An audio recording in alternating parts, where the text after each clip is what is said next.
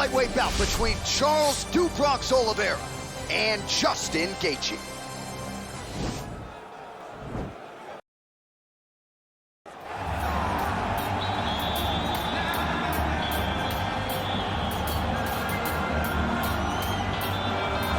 All right, so here he is, Justin Gaethje, the lightweight contender. Many fancy him a future UFC champion, but it's just been amazing to watch this guy seamlessly transition to the UFC. One headlining spot after the next. More bonuses than UFC fights. This might be the most exciting fighter in the world today. He is the most exciting fighter in the world. He's a guy that when you put him at the top of the marquee, people show up.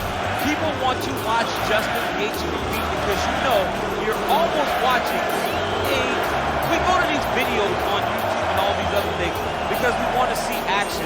Don't worry about that. Get on your PlayStation, choose Justin Gaethje as your character, and it's going to be fun. In real life, in video games, Justin Gaethje is one straight highlight. Yeah, you want bulletproof matchmaking, just throw Justin Gaethje in the main event against anybody and he'll take care of the rest. All right, so here he is, one of the better offensive takedown guys we have in the UFC, DC, and if anyone is well-equipped to speak to this, it is you. The opponent knows what's coming. At least to this point in the UFC, no one's been able to stop him. He just has to keep him away, because the moment this guy gets close enough to either grab a leg or make body contact, now you're in trouble.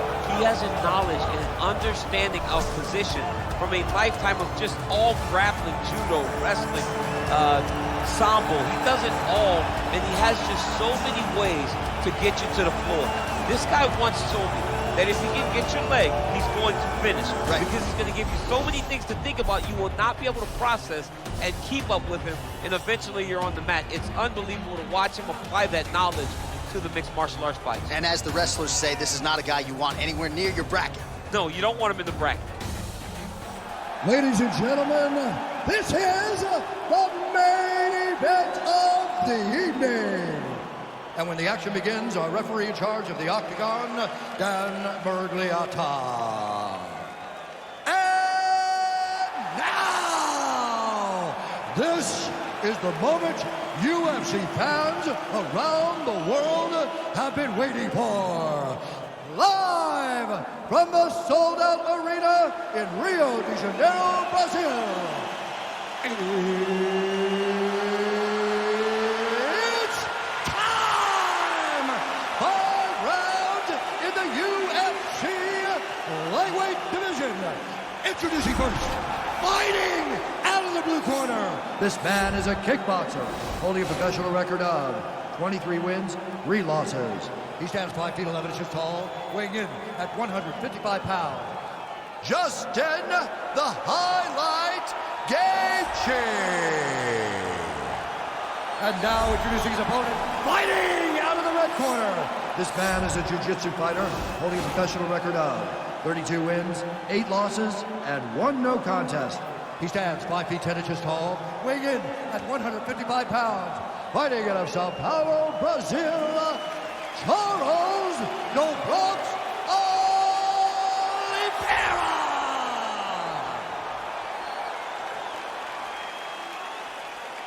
All right, going through the rules in the locker room. I want you to obey my commands at all times, protect yourself at all times. On a nice, clean, safe fight. Touch gloves, surround your corners, come out fighting.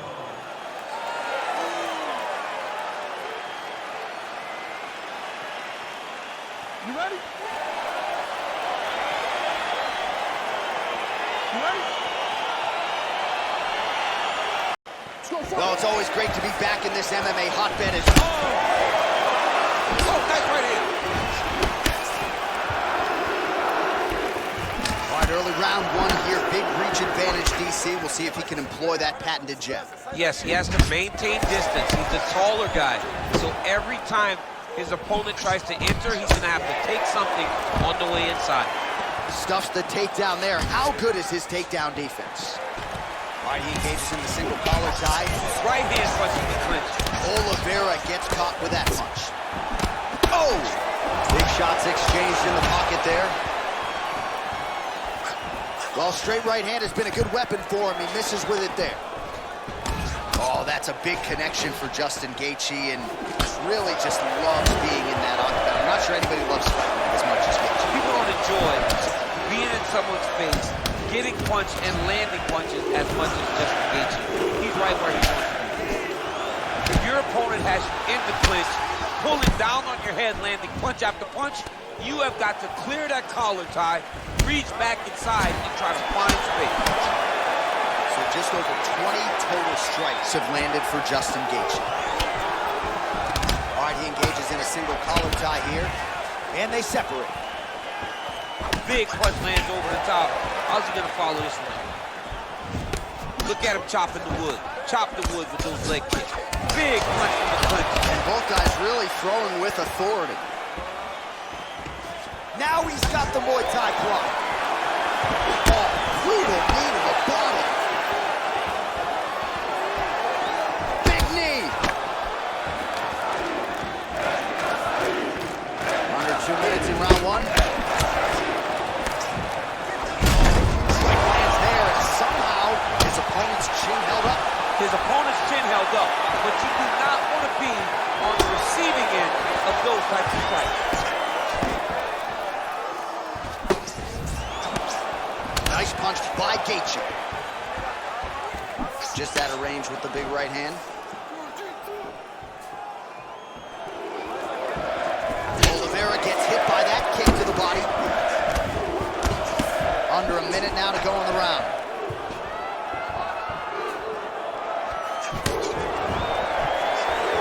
Straight right hand now, just big strike lands. Big strike lands. Now he looks to try to chase down that pitch. What a fantastic strike to throw at the exact right moment. He got his foot on the hip, and now he's throwing up a triangle attempt. He's going to try to move his left arm across to get pressure on the choke. Oh! And this might just be a matter of time. Oh, and there's the horn at the end of the round. How about this fight, folks? You see, he was nearly caught in a submission there right at the end of the round. All right, round two now, folks. Charles Oliveira versus Justin Gaethje.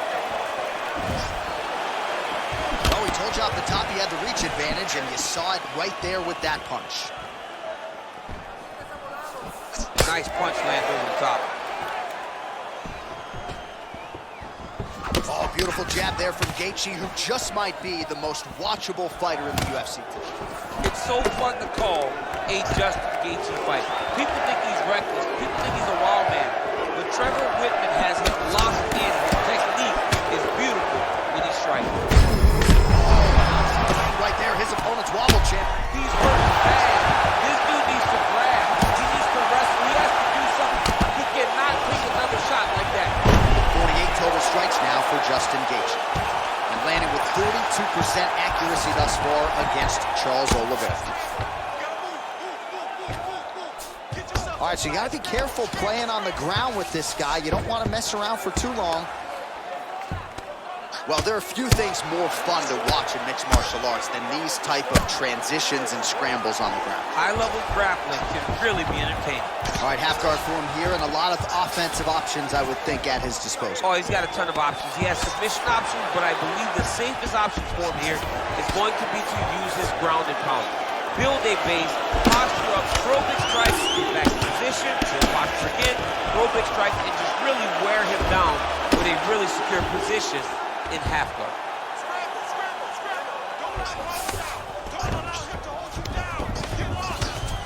Nice hammer fist. Well, anytime you are in a ground fighting situation with this fighter, you're potentially playing with fire. Man, this is some serious ground and pound here, DC. He's not just staying busy for the sake of staying busy. These strikes are doing damage. Oh yeah, no pity pat to this guy. This guy's trying to land, he's trying to land effective strikes.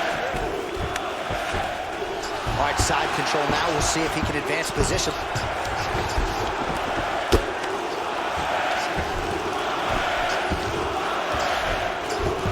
All right, he's very comfortable fighting off his back, DC. Now looks like he's trying to hip escape.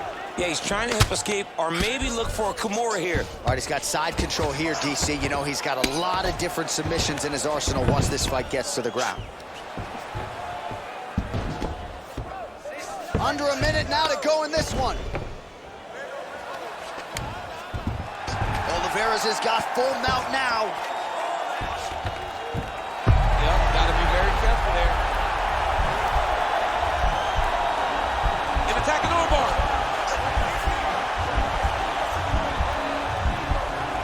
Oh, we're getting a finish here. Now he falls back into the finishing position. Oh, and there's the horn at the end of the round. So the fighter was really caught in a submission there just as the horn sounded. Safe to say he was saved by the bell there. So back to the stools. You ready? Third round underway. Big, powerful punch lands. Now he gets back to range. Connects with a right. Huge connection by him there. He needs to get on his bicycle, John. He needs to get into space so that he doesn't get finished. Now he's attacking the triangle. Triangle looks pretty tight, DC. I'm no Brazilian Jiu-Jitsu black belt, but maybe not good here. No, it looks like it's getting in deep. Oh, nice. Oh, now he's in trouble.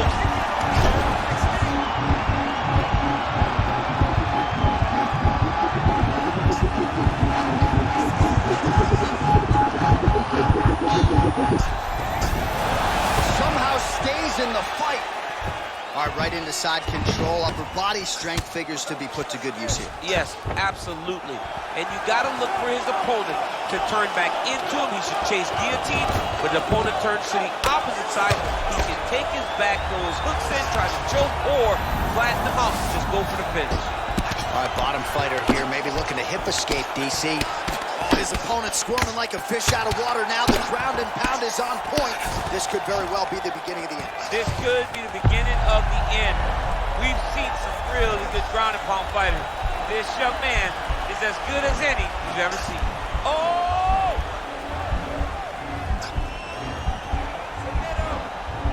He might get a finish here.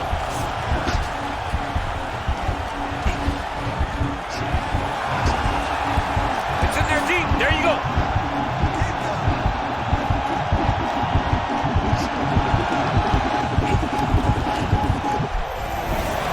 Not tapping out tonight. All right, right into side control here, DC. Biggest difference between half guard and side control. Well, side control to me feels like a little bit less control because now my legs aren't really doing anything anymore. Now I'm controlling you with my upper body. So I've got to be very, very aware. It's still advantageous, but it just seems a little more free-flowing than having something like a half guard. Both fighters exchange in the pocket here. 83 total strikes of shot there, DC, and